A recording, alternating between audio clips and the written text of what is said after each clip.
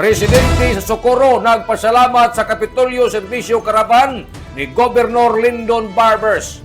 Niadtong Febrero 10 ning tuiga, tagpadadyon gihapon sa mga tinugyanan ng Provincial Veterinary Office ang ila paghasud na libre na serbisyo dakan atimanon ang mga binuwing hayop sa mga mag-uuma sa nasgutang lungsod. Sa mga large animal services, amo ini ang ilang na serbisyuhan, ang tuyo ka barangay, amo ini ang Sungkoy, San Roque, Siring, Sanan ang Sitio, Kapihan. Number of owners nga ilang na serbisyuhan, 19 kabuok.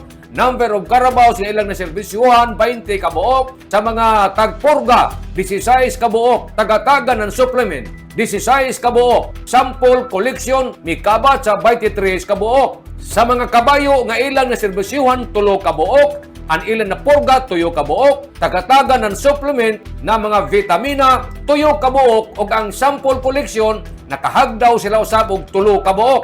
Si Mrs. Estela Asuncion na amoy tinubdan sa ini na balitaan milaom in connection sa Kapitolyo Serbisyong Panghayop Caravan dito sa Socorro sa ila tagtawag na partial report on kabahina sa ESF surveillance sa non-monitoring for swine ni adtong Pebrero 10 tuig 2026. Sa upat ka mga barangay, may total kini ang sample nga ilang nakolekta. Sa number of environmental swab samples, miabot sa 35 kabuok. Number of whole blood, 3 ka mga sample, may total sa 38 ka mga samples. Sa number of farmers ilang naserbisyuhan, 8 ka mga individuals. Tungod ni ini, si Provincial Governor Lyndon Barbers ni palanog sa idadako nga pagpasalamat sa mga veterinaryo dinhi sa probinsya ng Surigao del Norte tungod sa ilang sinsero na pagserbisyo.